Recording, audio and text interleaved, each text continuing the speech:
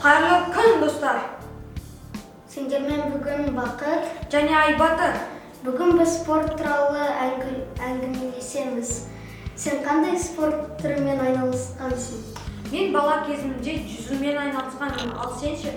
Мен карате спортымен айналысып жүрмін. Жүзу спортында қандай пайда бар? Егер сен жүзуге қатыссаң, көп демалыстарға барғанда өзен, көлдерде батып кетпейсің, бойың өседі, және де шыдамдылығың жақсырақ болады. Ал каратэде не жақсылығы бар? Сен өз денсаулығыңды қатайтасың, өзіңді далада қорғауға жақсы болады, өзіңнің денеңді шынықтырасың. Сен спорт туралы не ойлайсың? Спорт адамдарға өте қажет, өйткені әр спорттың әр адамға күш береді, әр қабілет береді.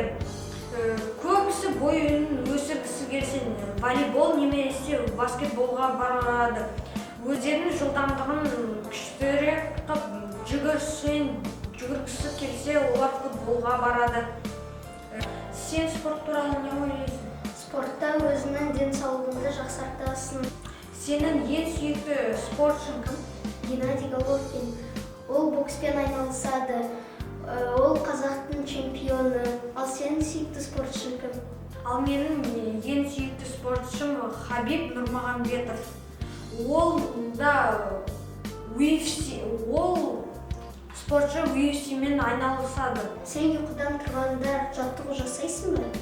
Иә, мен өзім тұрғанда көптеген жаттығулар жасаймын. Олар приседания, отжимания, алысқа секіру, және де бір жерде жүгіру. Ал сенің сүйікті жаттығуларың қандай? Ол пресс, жүгіру, және де приседания. Ал осымен біздің сұхбат аяқталды. Сіздермен бірге болған Айбаты және Бақыт. Қош сау болыңыздар!